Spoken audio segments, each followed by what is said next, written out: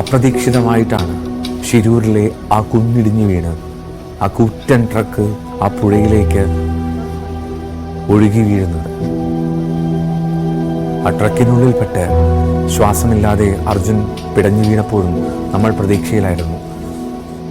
അർജുൻ, നീ മടങ്ങിയെത്തുമെന്ന്. എന്നാൽ മടങ്ങി വരാൻ സാധ്യതയില്ല എന്ന് ദിവസങ്ങൾ പിന്നിട്ടതോടുകൂടി ഏറെക്കുറെ ബോധ്യമായി. ഒരുപക്ഷെ നമ്മളെല്ലാവരേക്കാളും മുമ്പ് തന്നെ ആ കുടുംബമാണ് ആദ്യം അത് ഉൾക്കൊണ്ടത്. ആദ്യമായി തന്നെ ആ സഹോദരി മാധ്യമങ്ങൾക്ക് മുന്നിലെത്തി തൊണ്ടയിടറി പറയുന്നത് ഇപ്പോഴും കാതുകളിൽ മുഴങ്ങുന്നുണ്ട്. അർജുനെ ഞങ്ങൾക്ക് ജീവനോടെ കിട്ടില്ല എന്ന് ഞങ്ങൾക്കറിയാം. അർജുൻ ജീവനോടെ ഇല്ല എന്നുള്ള യാഥാർത്ഥ്യം ഞങ്ങൾ ഉൾക്കൊള്ളുന്നു. എങ്കിൽ പോലും അർജുനെ ഞങ്ങൾക്ക് വേണം. അവസാന കാര്യങ്ങൾ ചെയ്യാനായി, അവസാന കർമ്മങ്ങൾ തീർക്കാനായി അർജുൻ ഞങ്ങളോടൊപ്പം ഈ വീട്ടുമുറ്റത്തെങ്കിലും ഉണ്ടാകാനായി എന്ന് ആ സഹോദരി പറഞ്ഞത് എത്രമാത്രം വികാരഭരിതമായിട്ടാണ് നമ്മൾ കേട്ടത്.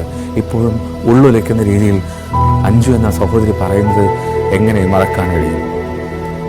ആ ദൗത്യം പലവട്ടം പല ഘട്ടം ഉപേക്ഷിക്കപ്പെട്ടു എന്ന് തോന്നിയപ്പോഴും അതിനു പിന്നിൽ അത് തുടരാനായി പ്രവർത്തിച്ചവർ, അതിൽ ജനപ്രതിനിധികളുണ്ട്, സാധാരണക്കാരായിട്ടുള്ള ആളുകളുണ്ട്, മുങ്ങൽ വിദഗ്ധനായിട്ടുള്ള ഈശ്വർ മൽപ്പയുണ്ട്, ആ ലോറി ഉടമയായിട്ടുള്ള മനാഫുണ്ട്. ഇവരൊക്കെ എടുത്ത പ്രയത്നം അത് മുഴുവൻ മലയാളത്തിൻ്റെയും ആഗ്രഹമായിരുന്നു. നമ്മൾ മുഴുവൻ കേരളീയരുടെയും ആഗ്രഹമായിരുന്നു അർജുനെ തിരികെ എത്തിച്ച് ഈ വീട്ടുകാർക്ക് ഈ തരത്തിലെങ്കിലും അർജുന് അവസാനമായിട്ടുള്ള കാര്യങ്ങൾ ചെയ്യാനുള്ള സാഹചര്യം ഒരുക്കണമെന്നുള്ളത്. ഈ അന്ത്യകർമ്മങ്ങൾ അത് നടക്കുമ്പോൾ അതിൻ്റെ ആശ്വാസം മാത്രമാണ് ബാക്കിയെല്ലാം നമുക്ക് നഷ്ടമാണ്. അർജുൻ നഷ്ടമായ ആ കുടുംബത്തിന്, അർജുൻ എന്ന സഹോദരൻ നമ്മൾ മലയാളികൾക്ക് നഷ്ടമാണ്. അപ്പോൾ പോലും തിരികെ കിട്ടിയല്ലോ എന്നുള്ള നേരിയ ആശ്വാസത്തിൽ നമുക്ക് അർജുനെ വിട പറയാം.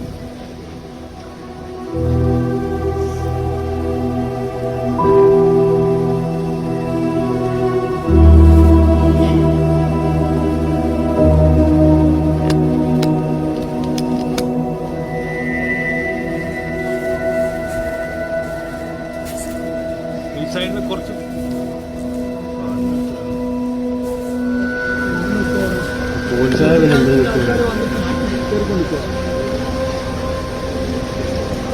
സൈഡിൽ നിന്ന് മാറണേ, കുറച്ച് പുറകോട്ടേക്ക് പ്ലീസ്.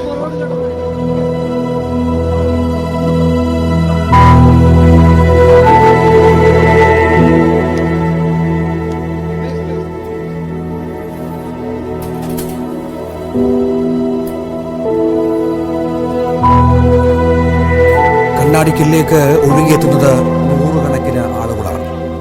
വീട്ടിനുള്ളിൽ കുടുംബം അർജുന് അന്ത്യാഞ്ജലി അർപ്പിച്ച ശേഷം അവസാന ചടങ്ങുകളിലേക്ക് കടക്കുന്നു. ഏതാണ്ട് 1 കിലോമീറ്ററോളം നീളത്തിൽ നമ്മൾ കണ്ടു അന്ത്യാഞ്ജലി അർപ്പിക്കാനെത്തിയവരുടെ വഴി. അല്പസമയത്തിനകം സംസ്കാര ചടങ്ങുകൾ പൂർണ്ണമാകും. അർജുൻ അങ്ങനെ കണ്ണാടിക്കലെ ജനങ്ങളെ, കുടുംബത്തെ വിട്ടുപിരിയും. കഴിഞ്ഞ രാത്രി മുതൽ കണ്ണാടിക്കൽ നിവാസികൾ അർജുൻ്റെ മൃതദേഹം എത്തുന്നതിനായി ഉറക്കമൊഴിച്ചു കാത്തിരിക്കുകയായിരുന്നു. പുലർച്ചെ മുതൽ കണ്ണാടിക്കൽ അങ്ങാടിയിൽ ആളുകൾ കാത്തുനിന്നു. 8:15 കണ്ണാടിക്കലിൽ മൃതദേഹം എത്തിയപ്പോൾ നൂറുകണക്കിന് ആയിരക്കണക്കിന് ആളുകൾ തടിച്ചുകൂടി. തുടർന്ന് വിലാപയാത്രയായി അവർ ആംബുലൻസിന് പിന്നാലെ കണ്ണാടിക്കലിലെ വീട്ടിലേക്ക് നടന്നു. പ്രായമായ അമ്മമാർ വിതുമ്പിക്കരഞ്ഞു. റോഡിനിരുവശവും സ്ത്രീകളും കുട്ടികളും കാത്തുനിന്നു. എല്ലാവർക്കും സ്വന്തം മകനെ നഷ്ടപ്പെട്ട വേദനയായിരുന്നു. അങ്ങനെ നാടും വീടും പരിസരവുമൊക്കെ തങ്ങളുടെ പ്രിയപ്പെട്ട അർജുനെ അവസാനമായി യാത്രയയക്കുകയാണ്.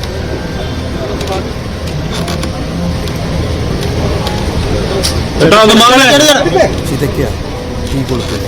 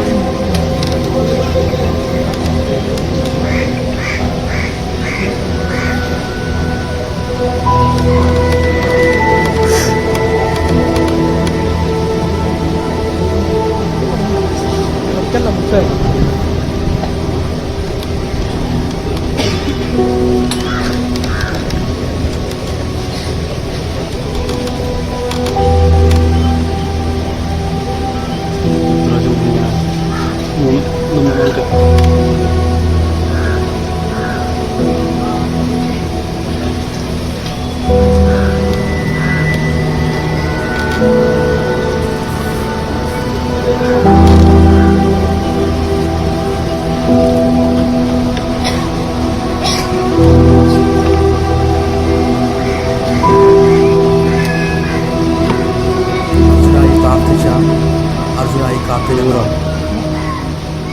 ആയിരക്കണക്കിന് നൂറുകണക്കിന് ആൾക്കാരെ നമുക്ക് കണ്ണാടിക്കലിലെ വീട്ടിൽ കാണാം. അപ്പം എത്രയോ പ്രമുഖരായവർ അവസാനം കാഴ്ചയ്ക്കായി കണ്ണാടിക്കലേക്കെത്തി.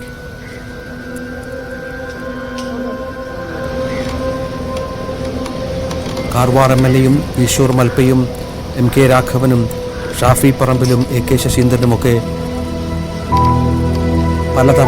നിരവധി തവണ ഈ അർജുനെ ഒന്ന് മടക്കി കൊണ്ടുവരാൻ, അല്ലെങ്കിൽ അർജുനെക്കുറിച്ച് എന്തെങ്കിലും വിവരങ്ങൾ ലഭിക്കാനായി ഒരുപാട് അശ്രാന്ത പരിശ്രമങ്ങൾ നടത്തിയവരാണ്.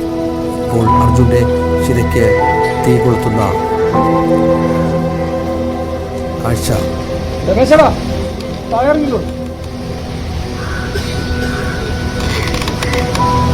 കണ്ണാടിക്കലിലേക്ക് ജനപ്രവാഹമായിരുന്നു.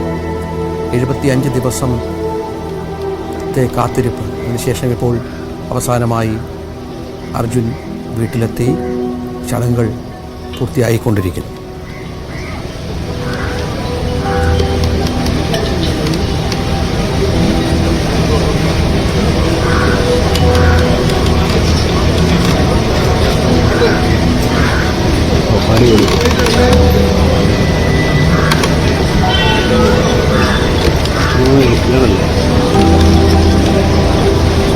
കേരളം ഇത്രയധികം കാത്തിരുന്ന ഒരു മനുഷ്യനില്ല. കേരളമൊട്ടാകെ പ്രാർത്ഥനയോടെ കാത്തിരുന്ന ഒരാളില്ല. അർജുൻ എന്ന സാധാരണക്കാരനായ ഒരു ലോറി ഡ്രൈവറെ കേരളം ഇത്ര പ്രാർത്ഥനയോടെ 10-75 ദിവസമായി ഓർത്തിരുന്നു. അത് ഏറ്റവും ഒടുവിൽ കണ്ണാടിക്കലിലെ ആ വീട്ടിലും കണ്ടു. നൂറുകണക്കിന് അർജുനെ ഒരു തവണ പോലും ഒരു പക്ഷേ ജീവിതത്തിൽ നേരിട്ട് കാണാത്ത അനവധി ആളുകൾ അർജുനെ അവസാനമായി കാണാനായി ആ വീട്ടിലേക്ക് പ്രവഹിച്ചു. ചടങ്ങുകൾ പൂർത്തിയാക്കി അർജുൻ്റെ മകനും സഹോദരങ്ങളും ബന്ധുക്കളും അടക്കമുള്ളവർ മടങ്ങുകയാണ്.